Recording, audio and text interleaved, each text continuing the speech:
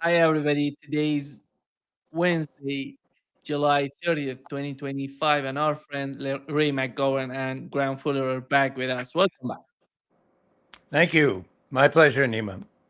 Thanks. So sorry for being late. We had some sort of technical issues, but everything's fine right now, ready to go. Ray, let's start with you. Here is what Donald Trump said yesterday. He had the talks. When he was in a meeting with Starmer, he said we have 10 or 12 days for Russia, a deadline for Russia. He repeated that yesterday. Here is what he said. Let me play it for you. You mentioned that you would change the Russia deadline to 10 to 12 days. Has that started yet, or when can we, see the official statement that that is the new deadline? I'll tell you what, I'll give it to you now. Do you want a big scoop? Yes, please. Everybody else, close your ears, okay? You ready? I'm ready. 10 days from today. Got it. Okay? Got it. Good. Have you communicated? We have a scoop. Thank you. And then, we're going to put on tariffs and stuff, and I don't know if it's going to affect Russia, because he wants to obviously probably keep the war going. But we're going to put on tariffs and the various things that you put on. It may or may not affect them, but it could. Are you working with any of the families? Yeah, it started 10 days. The deadline is 10 days since yesterday. So, your take on that, Ray? Oh my God, that's 8 days if my arithmetic is right. 8 days till what? Till Armageddon. more sanctions on Russia. Russia has made itself pretty much autarkic, for God's sake. Sanctions are water off the side of whatever. They're used to sanctions. Oh, but secondary sanctions. Yeah. Oh my God. Against India, against China, against Brazil. I mean, give me a break. That'll be the collapse of the economic system. And of course, they won't obey them. So how do you put this together? Well, Starmer has bucked up our president and said, Mr. President, that was great. That was great. About 50 days. That was really stern. How about, why don't you make it shorter? So Trump said, I'll come across really strong. Yeah, 8 days. Now listen, all of you, 8 days from now. Got it? 8 days from what? It's pathetic. And I hate to tell you this, but the Russians are sort of laughing at all this. Even Putin, at a major gathering, he's winding up and he says, now I have to go here because I have a previous appointment. And everyone knew he had a telephone call with Trump coming. And he said, now, I don't want to make people out of sorts by being late for my appointment, but I do have to go. I'd rather stay here. But anybody got any suggestions as to what I should ask the president? Hands go up. He says, I'm sorry. No, I'm going to be late. He will be displeased. And he goes, there's sort of a mockery going on. I don't think it's healthy because, my God, this guy is so unpredictable. But the Russians are sort of taking it in stride, and that surprises me because they should be well worried, in my view. Well, that's the good news, perhaps, Ray, though you might agree that if they don't take it seriously and view it all as a joke, it means the nuclear war is not next week anyway. Good point. Yeah. Graham, it seems that the British government is somehow, I don't know if you saw the new photos of Zelensky with new I did see that. food, and it's all unbelievable how they're changing the the character of Zelensky. They're just preparing him to be the president. I remember it's not somehow comparable, They but even you they even saw cleaned him up. They cleaned him up and put a white shirt on him, right? And they photoed it so his big belly doesn't show so much. He looks like a diplomat, But of course, he's next in line. If the British have any say about it, seems to be being groomed to take Zelensky's place when that becomes necessary.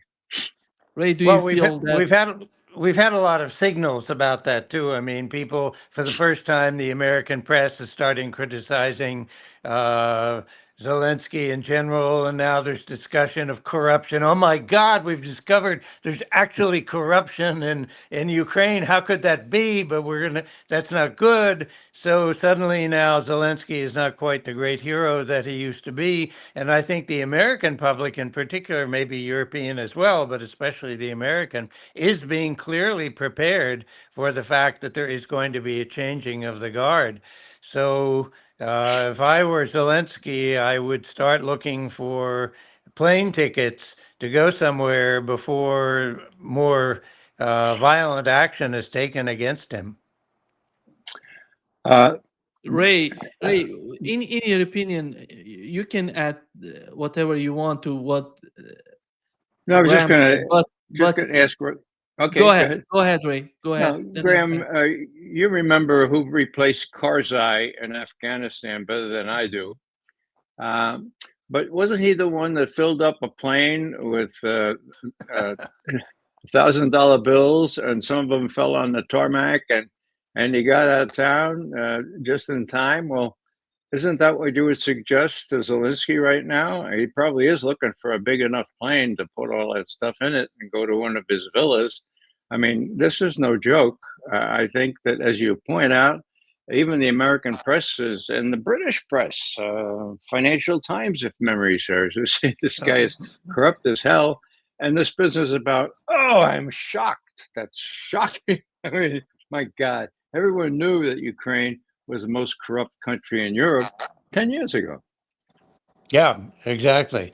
So, I mean, I guess the good news is that all of this ridiculous stuff in the press really does have deep political significance. And I'm sure Zelensky, who's no fool, must be reading these signals fairly clearly. And obviously Russia too. I mean, Russia should be in no hurry to push things now. They want to watch and see where all this goes. I wouldn't even want to predict where Zelensky is going to go on all of this, as to whether he's primarily under British influence or whether, I don't know what, but it's hard to predict who will be backing him and for how long and under what circumstances. Yeah. It's doubly hard, Graham, I think, because Zelensky's record indicated that he was very, very close to the Azov battalion people, Oh, the real Nazis. Okay, yeah. so even if he's acceptable, so to the British or even to the U.S., not acceptable to the Russians. And I think on this one, the Russians have a veto because they're interested not only in demilitarization but in Right. denazification. So the Nazis are still in their heart. So it's really, as you say, hard to predict. Yeah, I don't know. I don't know whether even just because the British supported Zelensky doesn't guarantee that he will be next in line. I suspect there will be some struggle within Ukraine, and certainly Russia must have some influence over that, as well as Washington. But I don't know what Washington wants. Nobody knows what Washington wants. Yeah, Not Ray, even Washington. yeah. Ray, Right. when it comes to the Russian side, do you feel that is there any difference between Zelensky and Zelensky? We know that Russia is not considering Zelensky as the official president of Ukraine, but what difference Zelensky can make when it comes to the mindset, the way that Russia sees the conflict, any sort of settlement with Ukraine? Is Zelensky, in the eyes of Russians, beneficial to any sort of settlement, or he's going to be the same? Well, everything can be arranged, okay? But Putin is a stickler for legalities. And if he rules out Zelensky as he has without new elections, then I don't know how you would justify inserting somebody like Zelensky without elections. And of course, if there are elections, that's going to be a real benchmark in what happens for the rest of the war. So it would make sense to plumb for elections. It would make sense for Trump to work out some sort of a deal with Putin so that the thing doesn't go down in an unconditional surrender mode where you have the pig of defeat masqueraded by lipstick to the extent that Putin is allowed to supply the lipstick to Trump. I mean, the thing is going down. It's going down fast on the front lines. Well, Pokrovsk is almost taken. There are incremental, but nevertheless really serious advances by the Russians. So the handwriting's on the wall. My guess is that Putin thinks that Trump is smart enough to make some kind of a deal rather than be totally embarrassed at having not succeeded in finishing the war on day 1 or day 30 or day 60.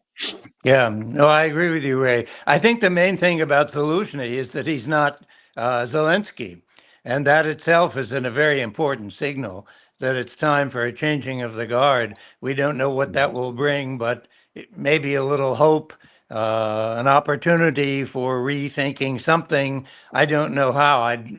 It's not easy to see a good way out of this, especially since, as I think we both know, the Russian minimal requirements are way beyond anything that Ukraine nominally or Washington nominally would accept. So it's going to be hard to get there unless Ukraine collapses entirely. I don't know. Ray, you remember when Joe Biden talked about the Nord Stream pipeline? Olaf Scholz was next to him and he did nothing. And we were somehow criticizing, we were talking about the behavior of Olaf Scholz. It seems that Europe is all getting into, they're turning into Olaf Scholz. You look at Starmer, look at Ursula von der Leyen, and NATO Secretary General, all when they come to, when they stay next to Donald Trump, it seems that they're little kid that they can be manipulated. They're somehow so much. They're meeting with Donald Trump to get the orders, but there has to be some sort of definition. There has to be some sort of understanding behind this behavior, this somehow naive and ridiculous behavior of European leader. What is your understanding of that? How do you make sense of it? Well, Nima, you ask terrible questions. I mean, they're really hard to answer, and they're exactly the right questions. I mean, how do you understand this stuff? Now, it's been 80 years since the war, right? World War II. I mean, Graham and I remember that because we were alive during World War II. Not very prescient, not very teenage-ish, but we were alive. Okay, so after World War II, the Germans very, very understandably acted like babies, acted like infants, like juveniles, and then they grew up to adolescence. And finally, as they began adulthood, people like Willy Brandt and Egon Bahr came into office and said, look, you know, we should have a more sensible attitude toward the Ost, okay? Ostpolitik, toward the Russians. My God, that was the only sensible thing to do. That was the 70s or 80s, okay? Now, what's happened since? My God, you have a bunch of political hacks from various parties being kind of floating up to the top and being subservient not only to the US, but to the military-industrial complex in the US and in Germany, France, and elsewhere. And so this guy, Merz, who is head of Germany now, he's a real menace. He keeps talking about, we're going to make Germany again, he says again, the strongest nation in Europe. And the Russians, well, we're going to give the Russians a couple of years before they decide to attack us. But then we're going to be ready. Okay, we're going to. I mean, now the Russians look at all this and say, my God, does that sound familiar? Holy Moses, okay? And so what are the Russians doing? Well, this is interesting. The populace in Russia, according to very respected opinion polls, have replaced the U.S. as the main enemy. I think I may have mentioned this before. We were in first place there for 1944 5 or so until just this year, and now it's what? Germany. So Germany is the main enemy. My God. Uh, if the Germans do things like authorize long-range strikes into Russia, I dare say that Putin just might, probably not, but we just might lose his cool and retaliate in a way that will force NATO to say, "Oh, wait a second, what about this Article 5 thing?" Okay, and then, if it's not already proven, Article 5 will prove to be the sham that it is. The notion that the U.S. would sacrifice New York or Washington for Berlin or Paris. Give me a break. They never would, particularly if it's the Europeans' fault. Okay. So, how to explain, again, how to explain Starmer, Merz, and Macron? Well, they don't know which end is up. They're getting very poor advice. And if they think that they can depend on the U.S. to defend themselves, and they don't, that's wrong. Okay. And if they think they can substitute for the U.S. in Ukraine, that's idiotic because they can't, no matter how many weapons they buy from us. So it's crazy, but it's there. And so, I just think it's a very dangerous situation. Among other things, next year, we're supposed to put in offensive strike missiles, that is, medium range missiles, nuclear capable, in Germany again, just like the Pershing IIs were put in and then destroyed, for God's sake, under the Intermediate Range Nuclear Forces Treaty. Well, is that going to go through? Is Merz going to plumb for that, so that the Russians will have to say, "Oh, instead of 9 minutes, now we have 6 minutes, and if the hypersonic, 5 minutes to reach Moscow." I don't think it will. Okay. Particularly the history of all this, where they actually decided and did destroy all these weapons. So it's a mess in Europe. I wish, I'm sorry I go on so long, but messes actually require a lot of words to try to explain. Also, Nima, I think it's important to remember that Western Europe grew up under U.S. control and domination, and even gratefulness for having saved them in World War II. But so NATO became the very essence of what the European identity became. Oh, it was only later that people began talking about the EU and economic cooperation and all of that. But NATO was really what was the European identity. I've mentioned this before, I think, but when I ask Europeans about what is European foreign policy, not economic, but foreign policy, they all say, "Oh, well, NATO probably." But that's not a policy, and that certainly does not seriously represent long-term European interests. So I think that people like von der Leyen, who I'm appalled by, even more Kaja Kallas, who's the warmongering Latvian foreign minister of the EU, I think they don't know where to go or what to do. If Trump walks out, who is Europe anymore? What do they do? What do they believe in? And I cannot believe that taking on Russia by themselves is the European mission of the future. It's quite the contrary. If they don't come to terms with Russia, and I dare say with Eurasia, which is becoming more and more important, then Europe is nothing. And they're just beginning to struggle with this reality. Maybe they cannot face it. They're not the first country not to be able to face reality. I think what Graham just said, Ray, is a key point, that NATO is the foreign policy of the European countries. That doesn't make sense because when it comes to domestic policy, when it comes to the industry of Germany, you look at the economy of Germany, that doesn't make sense. Who's going to attack Germany?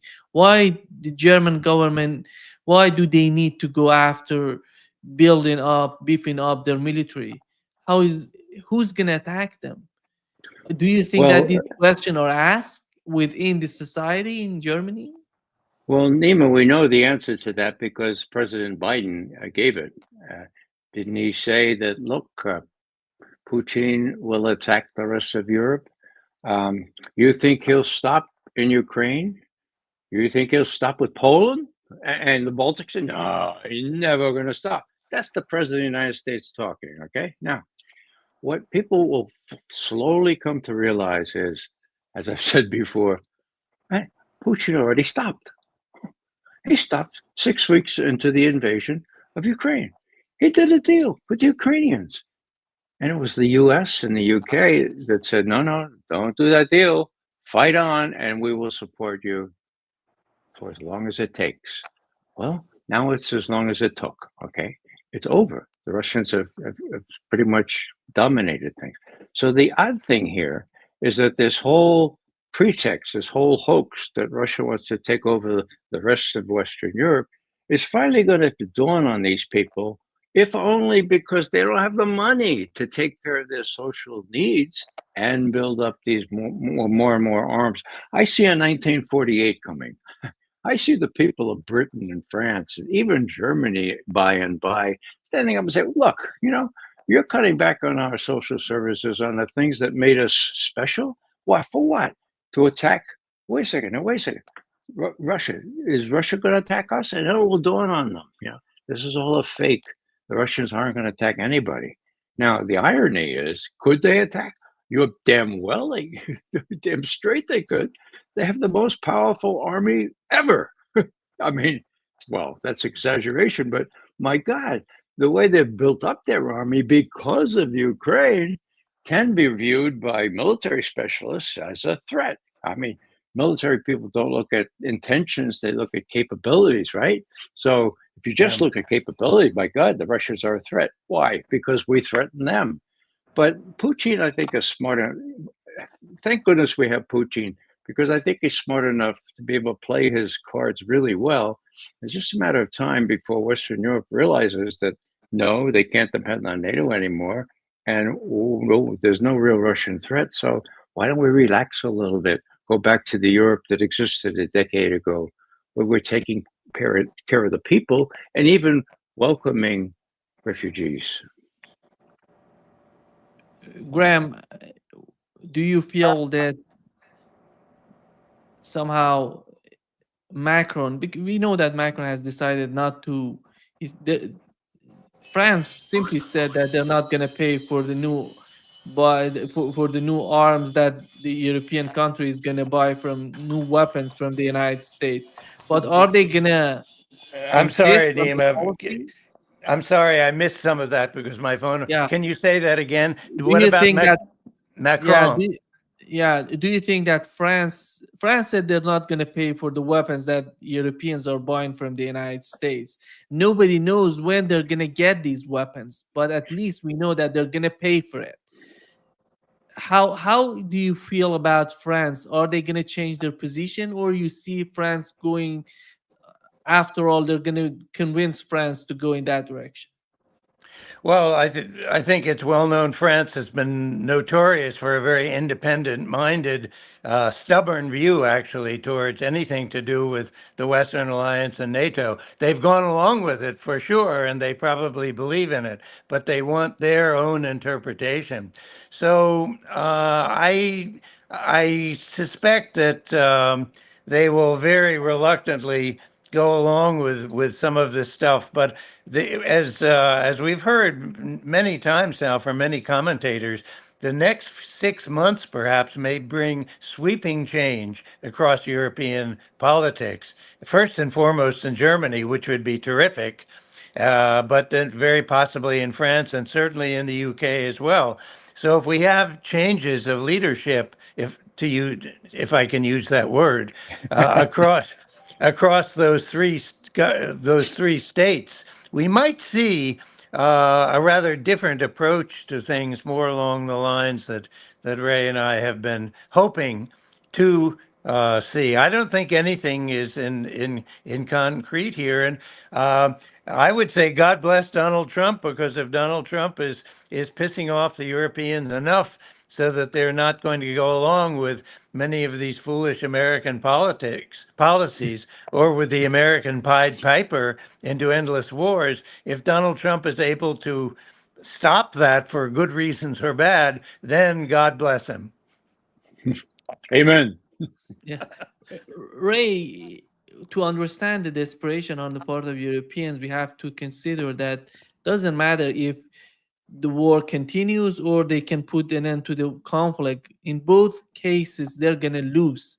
But I would argue if they put an end to the conflict in Ukraine, it would be much better for Europe, which isn't the case in the mind of European leaders. Do you think that this sort of game that in after all they're gonna lose, that's why they're somehow so hesitant about what's going on in Ukraine? Because we know if Putin in the eyes of Europeans wins after all, what would happen to Macron, Starmer, Merz, and these European leaders? And Are they NATO. gonna and NATO? I think, Graham, you brought a very important point. NATO is the future. That these people are hiding behind NATO. The problem is NATO. How do you see that, Ray? Well, NATO is the key. NATO has been the glue to hold them all together for far too long. And I would just point to the old discipline of textual analysis, or what we used to do as criminologists, okay? We used to look really closely at communiques, important communiques like those at the end of a NATO summit.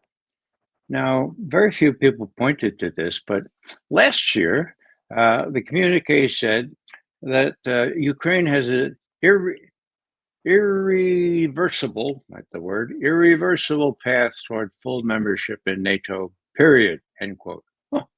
What did it say this year? Oh, we forgot to put that in last year. Give me a break, okay? Nobody notices that. But the die is cast. And my guess, and I predicted this, that that's the last full-scale NATO summit that we're ever going to see. I don't think the one that's scheduled for Tirana next year is going to amount to a hill of beans. NATO is finished, okay? Now, does that mean that the French and the British and the Germans need to stand up to this menace from Russia? Well, there's no menace from Russia unless they're menaced, okay? So once they stop menacing Russia, and if there's some sort of disagreeable accord on Ukraine, that should remove this kind of thing. And the good thing for the Europeans, in my view, is that I think Trump really wants to do a deal, despite all this business, 10 days, 50 days, all this stuff back and forth. I think he has a willing partner in Putin, who I'm always surprised takes it on the chin every time Trump says something really stupid, and his spokesman says, "Well, people exaggerate. People, there's an emotional content here, but we still want better relations with the U.S. and we still have trust in President Trump." My God, after all the betrayals, that's what they continue to say. So it really depends on Trump. He's a fly in the ointment. My God. If there's any sense, and I think he has some residual sense, he'll see, okay, we're losing big time in Ukraine, but Putin doesn't want to smear my face in it. We can come some kind of deal that can seal the utter defeat, and they get on with business. Business in the Middle East and China, my God. Well, in other words, that business will be concluded so they can do other dastardly things, but at least, in my view, the Europeans will have to fall in and say, oh, okay, well, we supported them for as long as, well, not as long as it took, but as long as we could, right? Yeah. But I think there's another factor in Europe. We've been talking about France and Germany and UK, who are obviously the big players in this whole thing. But we are also have to be well aware that there are some smaller players, especially something called Latvia and Lithuania and Estonia and even Poland, which is a little bigger.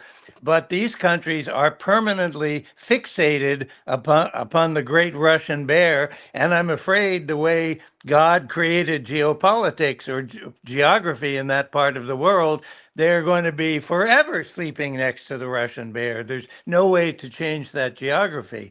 So I get the sense that Germany has been unsure as to whether it's wanted to come a little closer, maybe to Poland. I gather economically now they're cooperating a lot more with Poland. And we have this, I think she's terrible, but some people may love her, the foreign minister of the EU now, Kaja Kallas, who is Estonian, who hates Russia in her bones, and with good reason, because Estonia has not done very well living next to Russia. That happens to small countries next to big countries. So I just don't know how much in Germany in particular is going to continue to support and deal with these smaller Baltic countries and their permanent fixation, permanent till the end of time, permanent fixation on Russia. And Germany has been pushing this, and von der Leyen in particular selected this person, Kaja Kallas, to be her foreign minister. Of all the people she could have chosen, she chose the one person who biologically hates, fears Russia more than almost any person that she could have chosen. Ray, before the conflict in Ukraine started, we had the case of Georgia. Now we have Ukraine, and the conflict, it seems to be somehow expanding when it comes to Azerbaijan and Armenia. What's going on? It's all about the southern part of the southern border of Russia and what's going on in the Caucasus coming down to Iran. Look at the region. The region, Iran was attacked, Russia was attacked. Azerbaijan and Armenia are somehow in some sort of turmoil. How do you see the situation there, Ray? Do you feel that the next conflict, the next somehow maybe a new war gonna pop up in that region? Good question, Nima. Again, I think Putin is doing everything he possibly can to prevent that by cultivating relations with Iran, together with China, by the way. China is getting into Iran big time with arms deliveries and so forth. But as Graham knows better than I, Russians have always been neuralgic about what happens on their southern front there. My God, when you think of World War II, where the southern front was their salvation, when we were sending Studebaker jeeps and Deuce-and-a-halfs and all kinds of artillery stuff through Iran into southern Russia to help stave off the Nazi hordes. My God. And now, of course, they're feeling the effects of the civil war, and the one that Putin faced as soon as he came in as president. Chechnya. Yeah, Chechnya. And that was brutal. And I'm not beyond believing that we had a hand in supporting that war. So, in the British as well. So I think with the way Russians look at their southern flankers with great neuralgia, so to speak, and I think you're right in suggesting that they're not going to abide any machinations that further attacks on Iran or things like that would induce. I think that they've been really wondering why Trump joined Netanyahu in openly attacking the nuclear facilities in Iran. That is that's a real flashpoint there. I didn't expect him to join Netanyahu, but he was mousetrapped into doing it. Okay, so how are the Russians to look at all this? Last point here, and I think it's the superseding point. Next time there's a real dust-up between Iran and Israel, Israel's not going to win.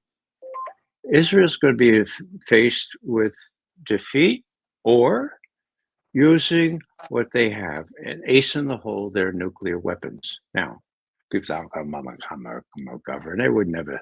Well, they would, in my view.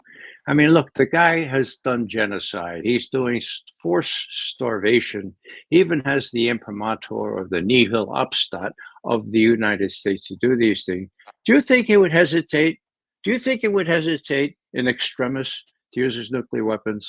Well, Graham knows more about that part of the world than I do, but my suggestion is no, he wouldn't hesitate. And that's where the real flashpoint is potentially exists, and where we have to be really careful about how much we give the Israelis to support what they really want to do to Iran, and which they can no longer do. Yeah, I agree, Ray.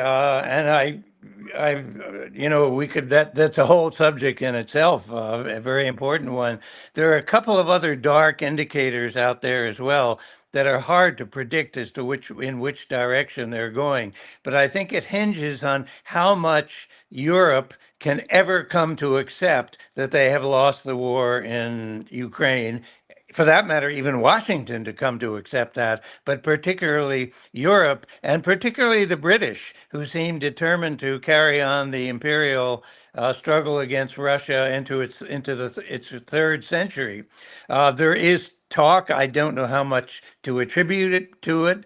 It may be Russian propaganda, but the Russians have spoken. I think it was maybe Lavrov or somebody just beneath him spoke about the possibility of a false flag attack to be launched, say, against an American warship in the Baltic Sea, which could then be said, this is what Russia did. It's not the first time we've seen such attacks like that. One thinks of the Spanish-American War, but also that the British, in particular, have been helping promote troubles with Azerbaijan and with Armenia, which I think could and trouble between Azerbaijan and Russia and Iran, so that all of this might be designed to take the war away from a losing war in Ukraine and taking it into the back door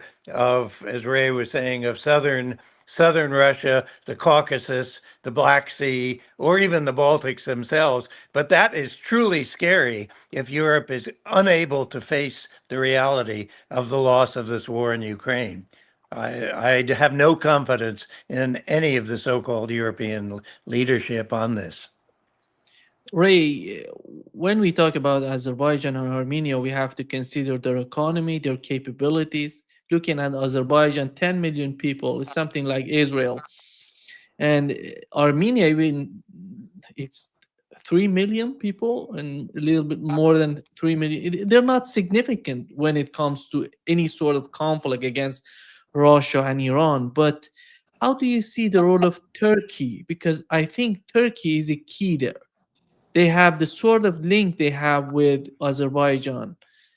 That would be, how do you see the reaction coming from Turkey, and what would be the foreign policy of Turkey vis-a-vis the conflict that is happening there in that region? Well, for one thing, I think that Azerbaijan was kind of overflown, or there were missiles shot over the Caspian from that area in the latest dust-up between Iran and Israel, if memory serves. So they're not an incidental partner here. As for Turkey, my God, again, I defer to Graham. He knows a hell of a lot more about Turkey than I do. I'm totally confused by Erdogan. He pretends to be this great Muslim leader. My God, he's done absolutely nothing. As a matter of fact, as far as I know, he's still selling oil to Israel on the sly. So I'll defer to Graham because he knows a lot about Turkey that I don't. Well, it's a very complicated thing, as both you, Nima, and Ray also have added. It's very difficult to say where the focus of Turkish foreign policy is, but I think it's been very evident over the last 20, 30 years, perhaps, that Turkey is no longer the power. It's a different power than it used to be. It used to be a small Middle Eastern pro-Western country. It's not that way anymore. It's a Middle East country. It's on the part of the Arab world. It's a Muslim country. It's a Eurasian country. It's got a lot of it's got interests all over the place. So I wouldn't. On the one hand, Turkey would like to keep good relations with Eurasia. Keep good relations with Azerbaijan. On the other hand, I think Russia is the bigger prize. And if Turkey has to choose between Azerbaijan and Turkey in terms of maintaining some decent ties, I think it would probably lean towards Russia a bit. But there's no predicting. Erdogan is all over the map, an equal opportunity opportunist, if you will. But not to say it's not. He's a smart guy. He has a geopolitical sense. I don't think he'd be willing to sign on to anything that's going to be helpful to Israel, for example. The anti-Israeli feelings run very deep in Turkey. Yeah. Ray, we learned, it seems that in the media we've learned that Iran is somehow testing S-400 from Russia. I don't know if that's right or not, but we talk about it with John Helmer today. And it seems that if Russia, there was a call between Netanyahu and the Russian president Vladimir Putin. Do you feel if Russia gives S-400 to Iran, he's going to inform Israel together with the United States about that? Because he knows that if these fighter jets going through Iraq, Iran has the capability with S-400 to hit them in the airspace of Iraq. I think that would be a huge change on the part of Iranians. That's why maybe some people believe, some actually, at least John Helmer, our friend, he feels that Russia would inform them or may inform them. Well, the good news is that these subterranean contacts exist now. Secret Service to Secret Service, CIA to the SVR, and none other than the head of the Senate in Russia, the upper house, bragged about the fact that these exist now and they didn't exist as much as effectively before, and that's a good thing. She was talking about how Russia should ask the United States, now that Russiagate has been totally exposed as a hoax, what the Russians should ask the United States to do, namely confess, repair things, re-accept those 35 Russian diplomats that were kicked out on false pretenses, allow Russians to have their property back, the whole 9 yards. But in this little thing, she talked about Secret Service negotiations are going on. That's a really good thing. They're better than before. So if my guess, and Graham probably know better, he worked on other parts of the agency. My guess is that if the Russians decide to do this, they would sotto voce talk through this channel and say, oh, by the way, we're giving S-400s to Iran. So look, for God's sake, these are going to shoot down anything you send to the area. Be wise. Let's cool this thing down. I think they'd do that, but I don't think that would prevent them from actually giving the S-400s. And they'd say it as a done deal, just like Putin at the UN in 2015 told Obama, Mr. President, by the way, we're going into Syria now. We're sending our aircraft in there. We're not going to let Bashar al-Assad lose. We don't want any trouble. So we hope that we can deconflict our airstrikes. But you have Secretary Kerry work with Lavrov, for God's sake. And let's make sure we don't get in a bilateral fight here. And they worked for 11 months. And they worked out a ceasefire agreement. On referendum to the presidents of both countries, both presidents said, yes, this is a good idea, explicitly signed on to it. 8 days later, the U.S. Air Force blew the hell out of fixed Syrian military installations there, and they had been there for years. So that was the end of that ceasefire. All I'm saying is that up to a point, the Russians still trust us. And these subliminal, these dark contacts are very useful. I think Graham will agree with that. But I'd be interested in what Graham thinks of this, because most of my business is from speculation and open sources. Graham knows a lot more from the sources that he used to work with. Ray, I share the same sources as you do right now as we will look at this world. I'm not sure that open sources are not more reliable in many ways than top secret intelligence out of intelligence organizations. The only thing I would comment on this is that if in fact the Russians do give S-400s to Iran, my guess is that Israel would be in there and take them out as fast as they arrive. And I don't know that there's a damn thing that anybody could do about it, but it would be very typical of But Israeli Graham, the response. point is, if they do that, Russia is not going to send just the air defense system. They're going to send their personnel to Iran. They're going to send their people to Iran. That would be difficult for Israel to hit them, because that would bring some sort of chaos to the situation. Well, Israel is quite prepared, in my view, for any kind of chaos, and is quite irresponsible as to the consequences, broader consequences of actions like this. So it would not. You're right, Nima. That should cause some hesitancy on the part of Israel, but I don't think it will. I think all that we've seen out of Israel in recent months, years, is that Israel would go ahead and strike, and if it kills some Russian specialists, well, that's too bad.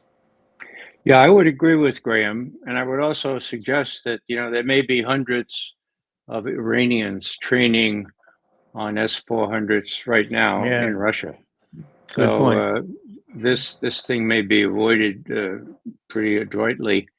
But Graham is right. The Israelis are not going to stop. As soon as they see something like this, they're going to try to hit them. The question is, can they? And the answer is, yeah, they can. But before wrapping up this session, I want to ask the question. The headline, the title of today's talk is Trump feeding lies or swallowed by them. The question Could you say is, that? Could you say that again? is Trump feeding lies or swallowed by them? And I'm talking about, is Donald Trump lying to us, or he just being lied to? That's why he's behaving this way. When it comes to, I think, after all, with all that said about Ukraine, we have to understand the behavior of Donald Trump, why he's changing his rhetoric toward Russia, toward the conflict in Ukraine. What's in it for Donald Trump? Is that about the New Deal between Europe in terms of the arms, the weapons that they're going to buy from the United States? Is that the pressure coming from the military-industrial complex because they're selling more weapons to Europe? That's why they're receiving a lot, and their donors going to receive a lot of money. That's why. And the other case would be, if they put an end to the conflict in Ukraine, where they're going to sell the weapons, which conflict would come next? Go ahead, Ray, you're taking that. Let me let Graham go first, because he's been Go ahead, muttering Graham. there. I have no special wisdom on this, Nima. All I would say is I'm not sure that Trump really knows the difference between a lie and the truth. And I'm not saying that he's necessarily a liar every time he speaks, but he's driven by emotions and the drama of the moment and his feelings of the moment. He's free, and indeed does change his mind a day later, a week later, depending on the situation. And I think he does what he thinks will work for him at the given moment when he opens his mouth. And that means he can't be trusted, but I wouldn't call it all lies either. It's just he changes his mind from moment to moment, depending on the situation and what's good for him and what's good for his view of American policy. Or maybe, Ray, maybe I I'm should glad- add to what I've said before, the Arctic, the situation with the Arctic. How is that going to play out for Donald Trump and the war in Ukraine? The Arctic, like Greenland and up there. Yeah. Well, the Is- Russians have like 15 icebreakers that won't quit, nuclear powered, and we have 2, and one's in repair. I mean, hello, they've been planning for this U.S. doesn't plan for that kind of thing. They plan for other things, if they plan at all. Now, I was going to say how glad I am that I suggested that Graham go first, because that's what I was going to say. I mean, let's face it. Trump is the epitome of unpredictability, unpredictableness, right? Now, what does that mean? That means if I'm Vladimir Putin and I'm sitting in the Kremlin and I'm saying to my generals and my admirals, I think this guy is serious. As a matter of fact, I'm going to say that publicly. I think he really wants to do a deal. I think we can trust him. Okay. Well, sorry. Well, that means that, my God, either he's right or he's wrong. And how can he possibly say that for an unpredictable guy? So this 50 days to 10 days, well, that's the latest aberration here. And yet Putin sticks to this thing, saying, look, we think we can work with this guy. He's the only president we'll have for 3 years. And he says he wants to improve relations, and he couldn't last time. So that's the good news. Now, the other news is that unpredictableness is something that Russian leaders hate. I mean, they hate like hell. I mean, Graham will confirm this. My God, if I would, well, I don't listen to McGovern, listen to Putin. When they asked him 6 years ago, who do you prefer, Putin, Biden, or Trump? What do you say? Well, I really prefer somebody who's predictable. I really would like somebody, with the fingers on the Caucasus that's predictable. By implication, vote for Biden. And then later he says, well, Kamala Harris? Oh yeah, sure. She's Biden's pick. Yeah, I prefer that. Tongue in cheek, we're trying to make the point. Look, predictableness is what's the key for us here. Now, the reason I mention all this is because with all these Russiagate disclosures, okay, the overall premise that somehow the Russians would prefer an unpredictable, unaccomplished, mercurial, stupid guy who's not been around the block, Trump, to Hillary Clinton, who these emails admit the Russians prefer to have somebody they can deal with, even though they know the devil you know is, but okay, the devil you don't know. So this whole notion that, and of course it's proven to be spurious now, but this whole notion that the Russian leadership would have preferred Trump and therefore work to help him defeat Hillary. Well, was just so stupid. I'd ask you to chime in on that, Graham, because you know a lot about this as well as I do. No, I absolutely agree with you, Ray, fully. The Trump's unpredictability, the nature of his threats, which are severe, but not necessarily meaningful at all. So he gives Putin 10 days, and then what? We don't know. In 10 days, maybe everybody will have forgotten what Trump had said. But yeah, I agree with you. Predictability and stability, if you will, in the international order is what they want. Yeah. Thank you so much, Ray and Graham, for being with us today. Great pleasure, as always. It's been fun. Graham and I are the same vintage and the same length of time and in various secret services, and it's really fun to be back in touch. Right, indeed, Ray. Take care. Amen. Take care. Good. Bye-bye.